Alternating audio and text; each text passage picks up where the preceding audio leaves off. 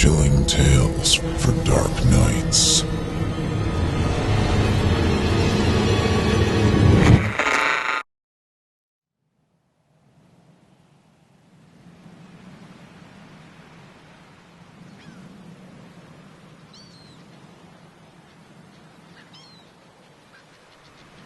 What I Saw Beneath the Riptide.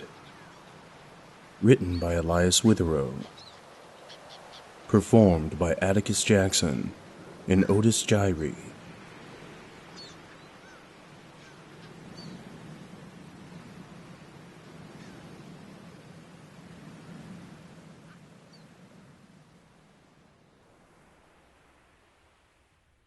I reclined in my chair, enjoying the hot sun on my face.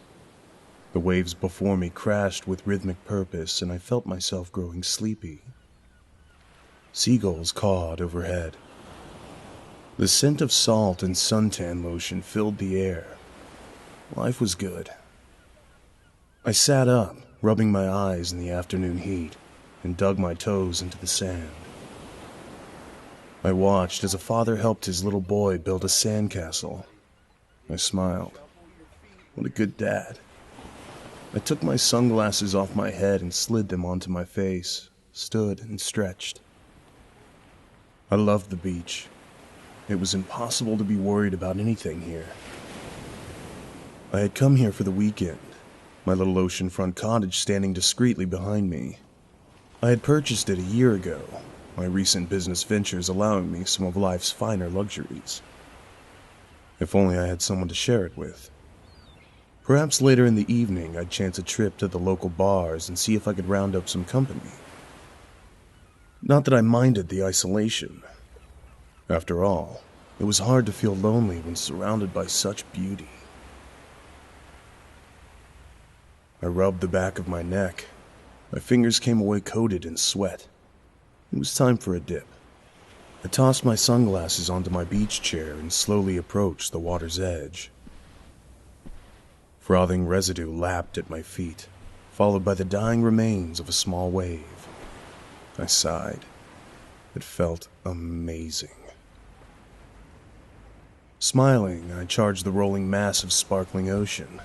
As the water splashed around my waist, I took a deep breath and dove under.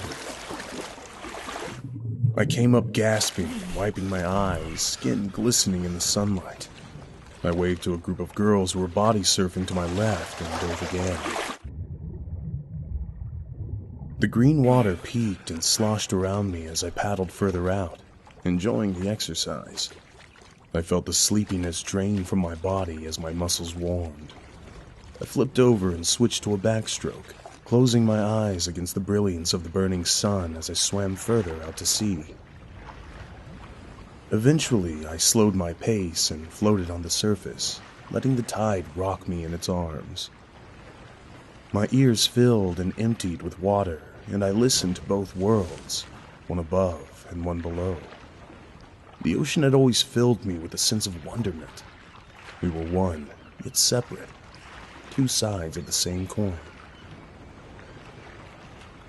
After some time, I lifted my head from the water and shook the clinging, sparkling droplets from my hair.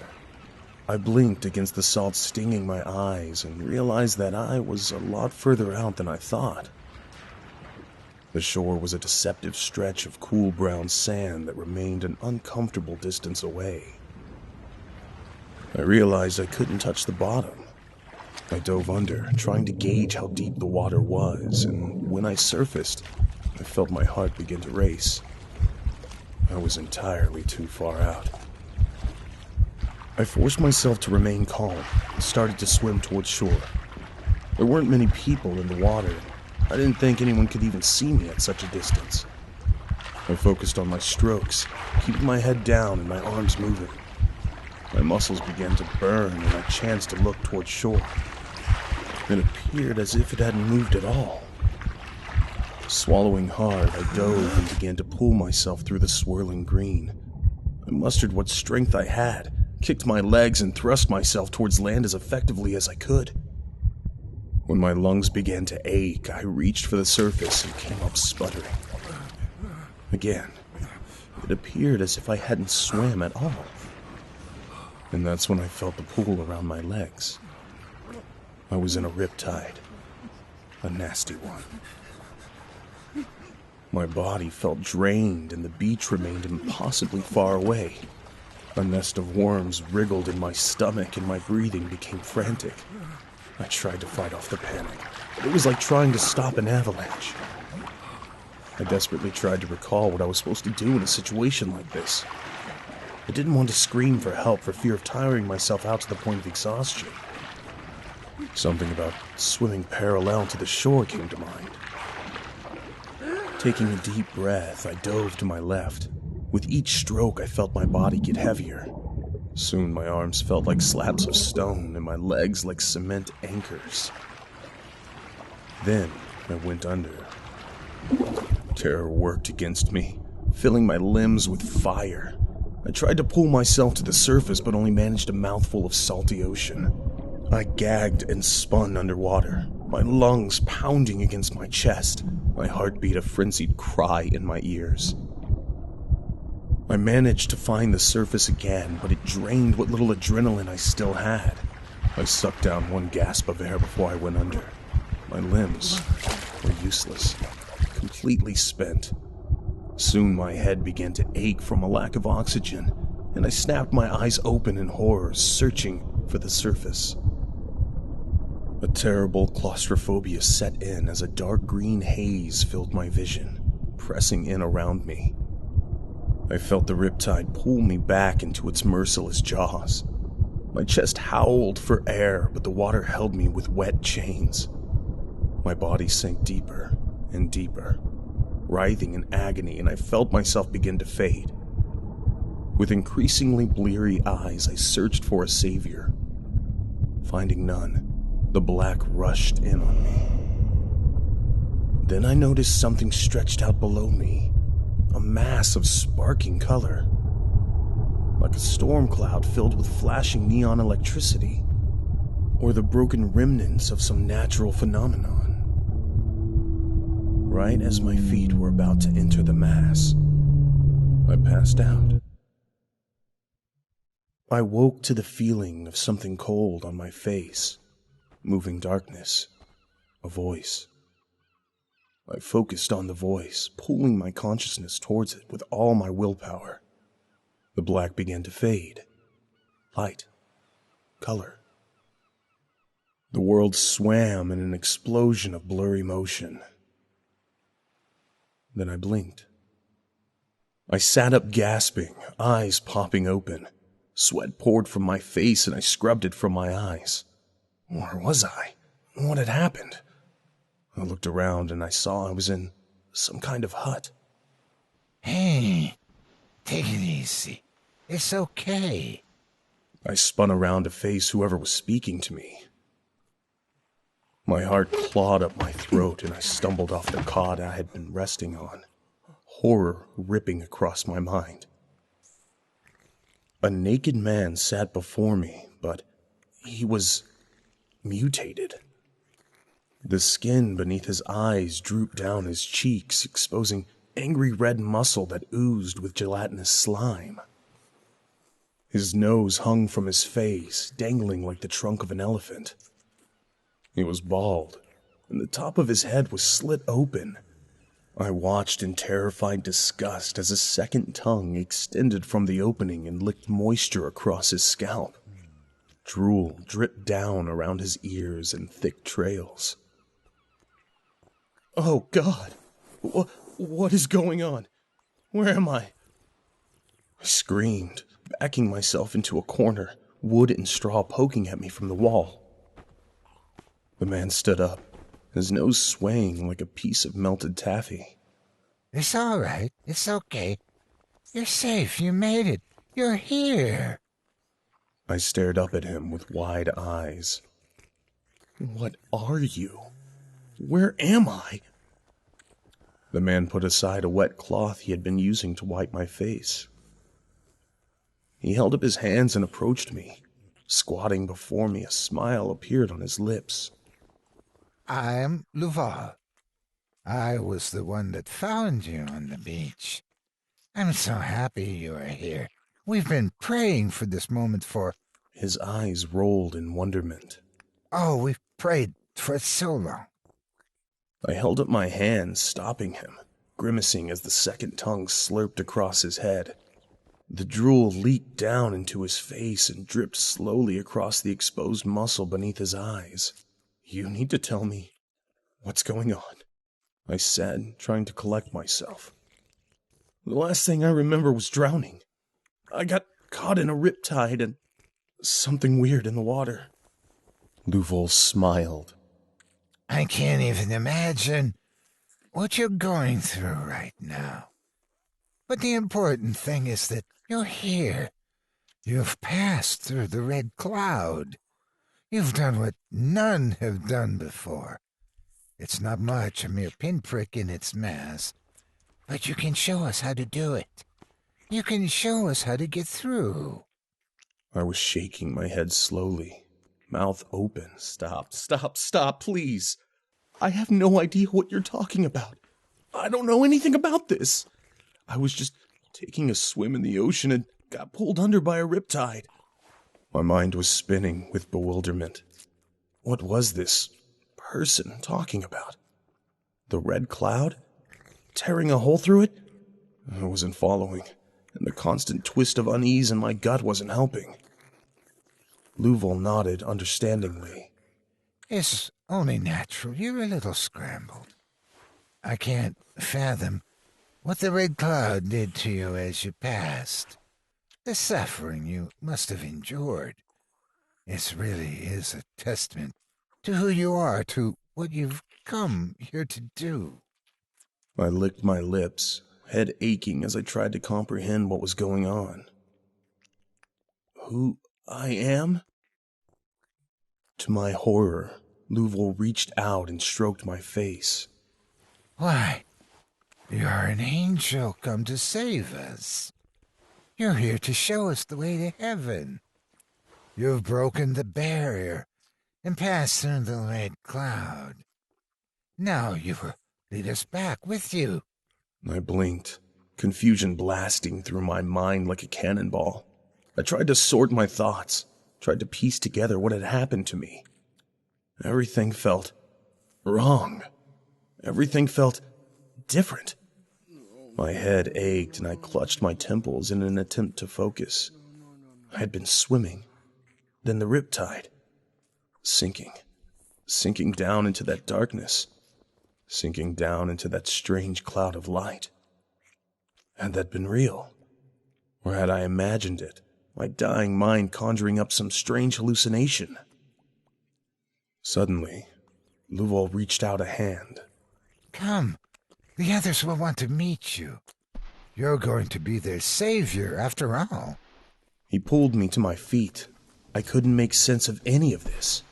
What was happening to me? Awareness settled in around me as I stood, and I realized we were in a windowless hut made of straw and wood. The sand beneath my feet rose to swallow my ankles. I deduced we must still be on the beach. But what beach? Who was this disgusting man before me? Who were the others? What did they expect of me? I can see you're having a hard time remembering. Come, let us go outside. Maybe once you see it will help restore your memory. Reeling and uneasy, I let him lead me through the door. Sunlight erupted across my vision and I winced, shielding my eyes with my hand. I squinted, allowing the world to settle. I froze. Louvol stopped before me and turned, his second tongue rolling across his bald head, and smiled. Behold your flock, he said, spreading his arms. I was standing on a dune above a beach filled with people who looked just like Louvol. They stared at me in awe, 1,000 naked bodies, all with drooping noses and slits in their heads. Tongues rolled in and out of their skulls, creating a constant squirting sound that echoed across the expanse of sand. Slowly, in unison, they fell to their knees and bowed their heads in silence. My eyes grew wide, my heart thundering in my chest. What is going on? I muttered in shock. And that's when I saw something in the sky, beyond the congregation, hanging over the ocean. A long black chain extended from the heavens, hanging 200 or 300 feet from shore, over the water. At the end of the chain was the motionless, charred body of a man. He was huge, at least 9 or 10 feet tall.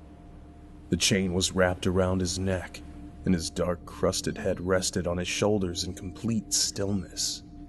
My eyes traced the length of the chain into the sky to where it disappeared, its origin concealed by clouds. Where am I? I whispered, my stomach squirming as new fear surged in my gut. Louvel stepped towards me.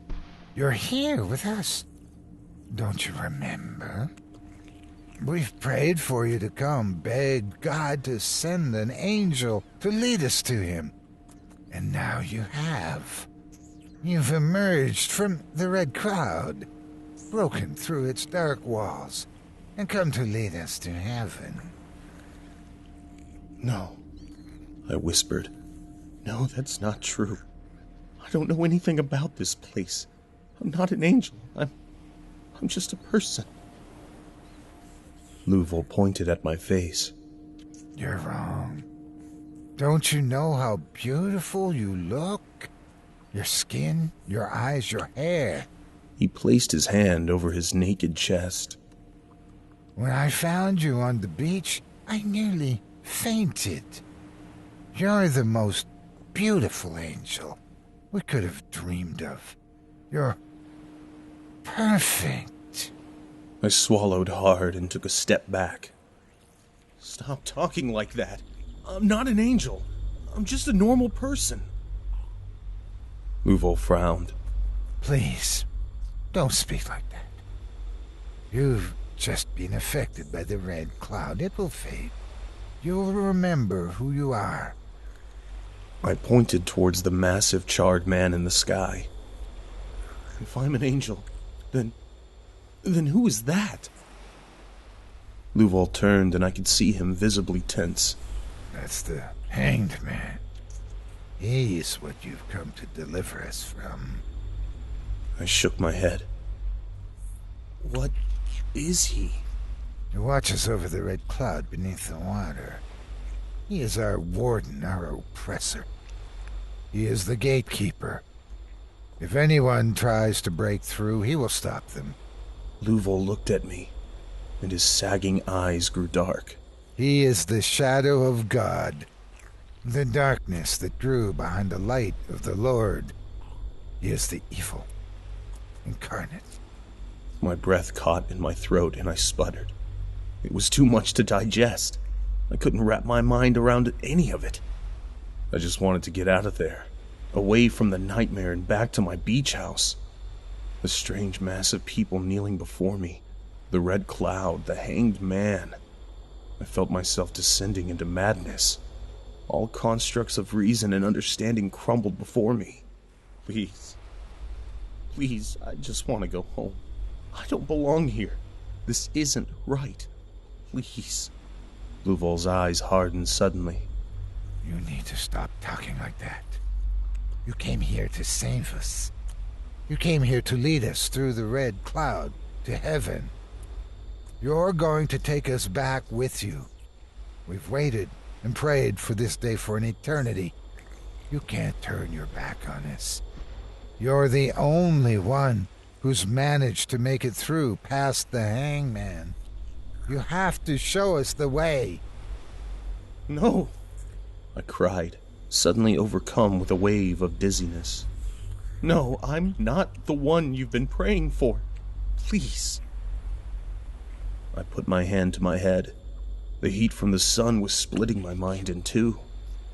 I blinked and began to see patches of darkness. I stumbled backwards, blinking sluggishly. I'm not your angel, I repeated. Then I blacked out. I snapped awake in a rush of heat and immediately sat up. My mind swirled between worlds. My face felt damp, my throat dry and parched. Sweat dripped from my nose. I pulled a hand across my eyes and blinked. Louvel was seated beside me, his long nose hanging from his face like an infected skin tag, his second tongue slowly coating his scalp with saliva. As I raised my eyes, I saw there were others in the hut. They stood by the door, watching me, mucus oozing from their eyes down their flaccid cheeks. Hot today, isn't it? Are you feeling okay? You fainted on us. I shifted on my bedding and warily eyed the awestruck rabble standing near the door. My stomach turned as I watched drool leak down their skin across their exposed bodies. The tongues squirming from their heads looked like bloated worms. I tasted bile on my tongue. They want to hear you speak. Louvel said quietly, placing a hand on my thigh. They want to know what to do. I jerked away from his touch and shook my head. I told you I'm not an angel. I don't know what this place is or how I got here. I can't help you. I'm sorry. As I spoke, Louvel's eyes menacing, he reached out and grasped my thigh again, his grip now firm and commanding. He spoke with cold authority. It's time you fulfilled your duty. We don't want to hear any more excuses. Show us how to get past the hangman. Show us how to get to heaven. He stood and motioned for me to do the same. Come, let's go outside. I rose with him, not sure what else to do. We approached the door and the others stepped aside to let us pass, bowing their heads slightly. No matter what I said, it seemed they were convinced I was some kind of angel. We went outside and I stopped dead in my tracks. Louvel stood beside me. The congregation was lying down on the beach, hands at their sides, like rows of forgotten corpses. When they saw me emerge from the hut, they stirred to life, crawling to their knees. There they remained, hands resting on their bare thighs. Then they waited. Behind them, the hanged man dangled motionless over the open sea. Come, you must speak to them. Louvel said, placing a hand on my shoulder. No, I whispered, feeling uneasy. No, you don't understand. I can't help these people. Louvel's grip turned to iron, pushing me toward the dunes. Come, it's time you showed us the way. I stumbled forward, my bare feet burning in the sand. The sun blazed down from a cloudless sky, and I saw thousands of hopeful, desperate eyes follow me as I walked. I watched them below me, the beach alive with movement as their tongues slithered across their bald heads, relieving them of the effects of the sun's burning light. I looked past them, towards the hanged man, squinting to catch any sign of movement. Yet he remained immobile. His eyes remained closed, and I had yet to see him take a breath. As far as I could tell, he was dead. Maybe there was something to that. Perhaps it was the answer to my problems. How long had it been since these people attempted to pass through the red cloud? How long had it been since the hanged man had last stirred? I continued to be led across the dunes, sweat pouring from my face. I felt like I was suffocating, my throat a dry strip of sandpaper. It was impossibly hot. I felt my skin cooking beneath the intense light and ran my tongue along my cracked lips. What did Louvel expect me to say to these people? As the burning sand danced between my toes, I was struck with a thought. When am I going to wake up? I almost laughed, but the sudden humor died in my dehydrated mouth. I looked behind me at Louvel and the modest crowd following us. They looked excited, hopeful. It made me sick. I had no plan and no idea what was happening to me. I had grown an army of followers who believed me to be some kind of savior, and who expected me to deliver some sort of sermon. I was trapped in a nightmare and I couldn't see any way out. One moment I had been drowning. The next I was standing before a congregation of strangers, all of whom expected me to reveal to them the path to salvation. What could I say that would make them understand? What could I do to show them I wasn't an angel? This is good. Luval said suddenly, squeezing my shoulder. We were standing at the peak of a large dune, a platform to spread my voice to the horde waiting below. I felt my stomach shudder as I looked out on the thousands of people on their knees looking up at me and the ever-present hanged man. I shot a look over my shoulder at Luval and swallowed hard. What do you expect me to say? I gasped. Luval spread his hands. Anything you want. Tell us how you got here. Tell us how to follow you back to heaven. Tell us how to get by the hanged man. My back was slick with sweat. I wiped a coat of it off my forehead and turned back to the audience below. My heart thundered in my chest. My sour breath wafted across my tongue. What should I say? How would I get them to understand? Questions rolled across my mind to the point of hysteria. I fumbled for words to say, but they died on my tongue. I could feel myself growing fearful, then frustrated, and finally, rebellious. Forget it, I thought. Forget this insanity. I cleared my throat. I'm not your angel, I yelled, my voice carrying down to them. I don't know how I got here, but I can assure you it wasn't because of your prayers. I heard Luval and the others behind me audibly gasp. I continued. I don't know where I am, or who you freaks are, but I am not your savior. I got caught in a riptide and sank into a cloudy light in the ocean. I thought I was dead.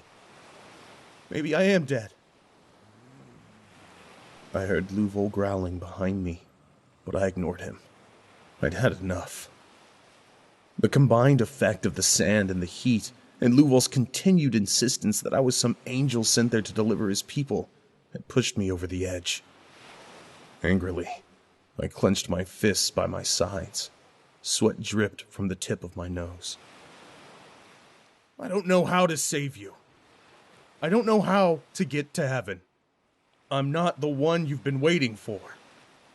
I pointed across the ocean. And that thing? Your almighty hanged man? He looks dead. Yet here you are, cowering on the beach, trembling in fear. You want to make something of yourselves? You want to transcend to a better life? Well, stop being such cowards and do it. Luval reached out to grab me, but I shook him off, pointing towards the water. Stop waiting for a miracle and do it yourselves.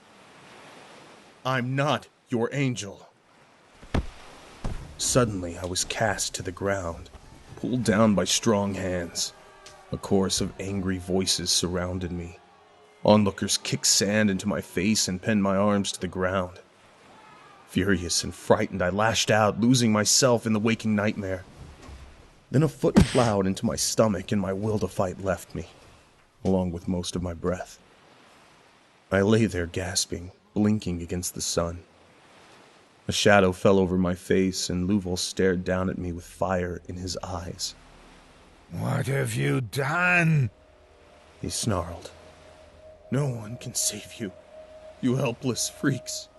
I spat, wriggling against my captors to no avail. Luval shook his head at me and then stared into the eyes of the others. They nodded to him, a silent conversation passing through the air above me. Get off of me! Let me go! Luval leaned down and placed his lips to my ear. If you won't help us, then we'll find another use for you. I stopped struggling and turned to look into his eyes. What are you talking about? Luval licked his lips. If you won't show us mercy, perhaps the hanged man will. Perhaps an offering will change his mind. Perhaps an angel is the price we must pay to cross to the other side. Let go of me! You're all insane! You don't know what you're talking about! Luval raised a hand to the others. Get the boat. It's time we float to eternity, my brothers. A cry of joy went up, followed by an even louder exclamation from below us on the beach. I cocked my head up in the sand and saw the mass of people standing, smiles on their faces. They pumped their fists into the air and began to chant. My blood went cold as I listened.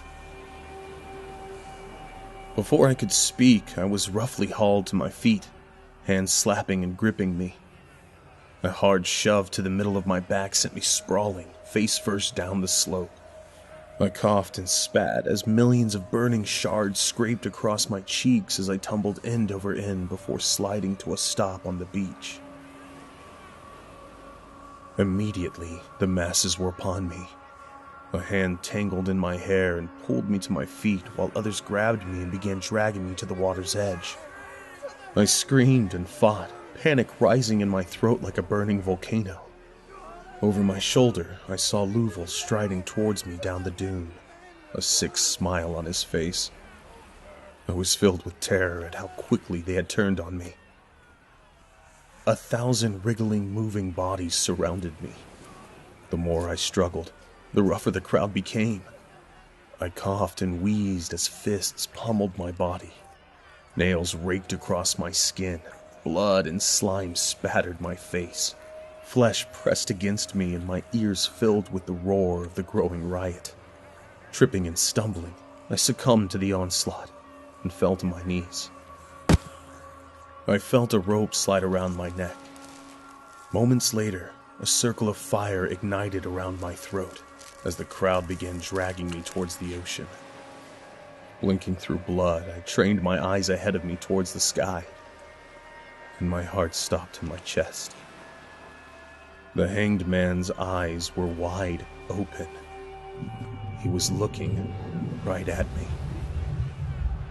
Dread coursed through me with the force of a raging hurricane, and I began to scream in absolute horror. The hanged man's eyes were huge and swollen, his irises 2 red orbs in a pool of blinding snow. Twin red funnels shot from his sockets like searchlights, filling my line of sight and summoning my darkest nightmares. I tried to scream, but my cries were interrupted by a jerk on the rope. The earth beneath me thundered with the stampede of feet and a hurried rush to the water's edge. I retched and felt my eyes bulge. My oxygen-starved mind began to dim. Mercifully, the rope was removed and I was dragged to my feet. My world swam as I tried to focus on the bouncing, swirling ocean of people before me. Their long noses swayed on their faces like pendulums, and their second tongues coated their scalps excitedly. A great cry sounded to my left. Weakly, I turned my head and witnessed a small craft being pushed into the water. A flat construction of wood, with a single mast that unfolded to reveal a great sail. My arms were pulled behind my back and my hands were bound. I gripped my teeth as rope cut into my wrists and I was yanked towards the boat. I coughed and fought to stay upright as my feet splashed into the water. Luval climbed onto the craft along with 3 others. He reached down and pulled me up, then tossed me aside like a sack of dead meat. He turned to the mass of people on the beach, raising his voice. Pray for us.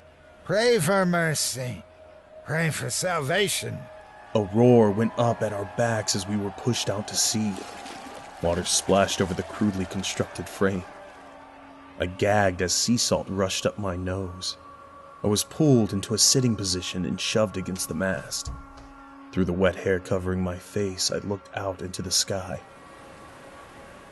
The hanged man had raised his head from his shoulders and was watching our approach. The red light that shot from his eyes blinded me, and I turned away, spots dancing across my vision. My battered, shaken body offered no comfort, and fear consumed me. It didn't have to be like this, Louvel said behind me as he plunged an oar into the ocean. The others followed his example, their dripping faces watching me. "You've all lost your minds," I spat. The water sloshed across the wooden planks as we continued to draw closer and closer to the hanged man. All the while he gazed upon us, his massive body hovering above the surface of the sea, dangling from its celestial chain like bait on a hook. As we approached, Louvel raised his hand to the others and they stopped rowing. The craft slowed and I chanced to glance up, feeling a dark stirring in the back of my mind. I struggled to suppress my terror as something foreign poked around inside my head.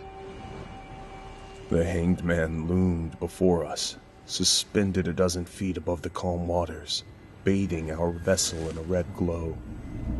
At that very moment, a surge of haunting, morbid images flashed suddenly in my mind. Louvel got down on his knees, followed by the others. His voice shook as he spoke. "Please. We come in peace. Spare us a moment and listen to what I have to say." The hanged man remained a statue of dark fear. Louvel continued, visibly shaken. "In exchange for a passage into heaven, we offer you this angel who's come to us promising salvation." I whipped my head to stare at him. Louvel shot me a look and pressed on. "He's offered to rid us of your presence, but we knew there would be no passage unless you deemed us worthy. So instead of following this angel in a revolution against you, we offer him up to you as a token of goodwill, as a token of respect, as a rite of passage. Please, take him as payment and let us pass through the red cloud into heaven." He bowed his head and spread his arms, waiting. "You liar!" I snarled. "Silence!" Louvel hissed. The air filled with mounting tension as the seconds ticked by. The sound of the water sloshing around the boat seemed to consume me. I shut my eyes and focused on it, shaking, trembling. The red light washed over my skin. Suddenly, I heard a collective gasp and I snapped my eyes open. In the water below us, there appeared a massive, voluminous cloud of sparking red light. It extended out into the ocean like a titanic patch of fog, a swirling dance of color churning beneath the surface. Louvel stood, eyes wide. He is allowing us passage." The others stood staring at one another, mouths open in complete shock. Immediately, the populace sank back to their knees and bowed their heads, sputtering their thanks and praise to the hanged man.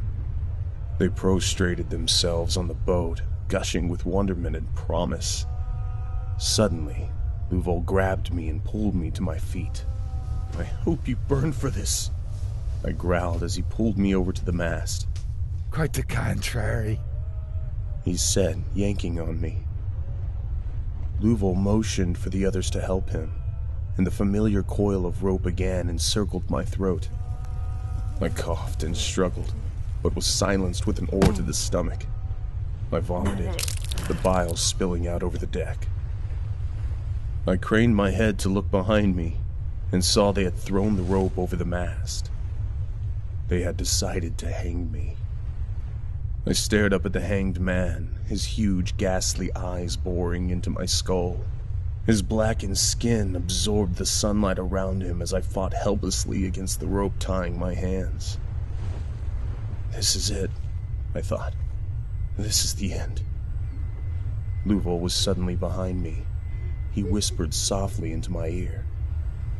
"When I see God, I will tell him of your cowardice. A sudden rage burned within me, and my body stiffened. I turned my head and with all the vitriol I could muster, shouted, "No, you won't!" I slammed the back of my head into my captor's face. Louval dropped the rope limply to the deck and doubled over, clutching his bleeding mouth, rewarding me with an ear-splitting scream. Before he could recover, I took a step back and grabbed his dangling nose with my bound hands. Screaming defiantly, I ripped it from his face in an explosion of crimson, tearing the tube of flesh from his head like strings of melted cheese. Louval sank to his knees, howling as blood poured from the hole in his face. The others on the boat froze, surprised and revolted by what I had just done. The rope dropped limply to the deck. I charged the side of the boat and leapt overboard, momentarily catching a glimpse of the hanging man dropping suddenly from the sky, as if someone had released an anchor. He hit the surface with a deafening splash and disappeared beneath the waves. The murky depths obscured my vision as I made contact and immediately began to sink. I wriggled like a dolphin, trying to free my hands, but it was hopeless. I trained my burning eyes on the red cloud below me. Frantically, I wriggled towards it, my lungs hammering inside my chest. Suddenly, the water was alight with shades of red. I whipped my head to my left, bubbles exploding from my mouth, and my eyes widened in terror. The hanged man was rocketing in my direction, hands outstretched, followed closely by the heavy snake-like coil of chain. His eyes filled the depths with their haunting crimson hue, illuminating his nightmarish silver-like fingers. Seized with crippling fear, I propelled myself forward, diving deeper towards the red cloud. A muffled, haunting roar of fury erupted behind me, testing my resolve. Quivering, I resisted the urges of my splintering sanity and reached for the depths towards my salvation. I had almost reached the cloud. I kicked and screamed with all the might I could muster, leaving a trail of howling bubbles in my wake. Suddenly, I was jerked backwards and I felt pain shooting through my leg. I turned around and saw the hanged man grasping my ankle, pulling his body up to meet me. I shook with the darkest, deadliest torment as he stared into my face. My world became a blur, and any resistance drained from my body as his eyes consumed my soul. My mouth dropped open in a silent scream as red filled my head, and every one of my fears again rose to the surface. Madness threatened to rip my mind in two. As darkness approached, my mind began to fade. Suddenly, through the agony, I heard another sound, a splashing, a muted rush of churning water. The hanged man turned to look towards the surface. I followed his gaze. Louval and his people were in the water and frantically swimming towards the red cloud. The hanged man roared and looked back at me, then to the others. With a snarl, he released me. My mind shimmered and then refocused, the red leaving my fractured brain in a rush of heat. Still bound, I watched as the hanged man raced to stop the others from entering the red cloud. I watched as he tore them apart, filling the water with crimson viscera. The cloud engulfed me as I descended into the depths. A moment later, I lost consciousness, and everything turned black. I don't really remember what happened after I reached the cloud. I don't recall the in-between. There was just nothing.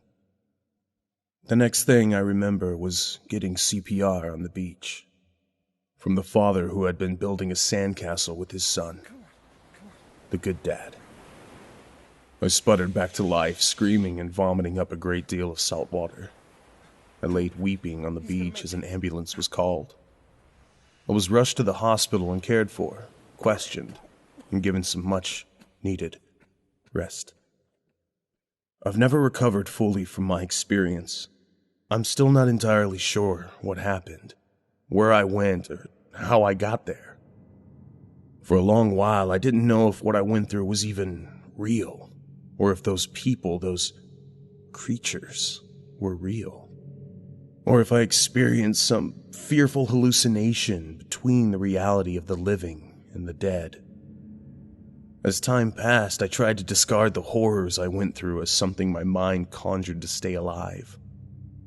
I wanted to believe that the nightmare world I visited was nothing more than some horrific dream I used to stave off death. But I can't. No matter how much I'd like to deny the existence of that terrible place beneath the Riptide, I just can't. After I was rushed to the hospital, the father who resuscitated me came for a visit. That day, in a moment, he told me something that has haunted me ever since, and which erased all of my doubts. Son, you're real lucky. It's the damnedest thing, though. When I found you, your hands were tied.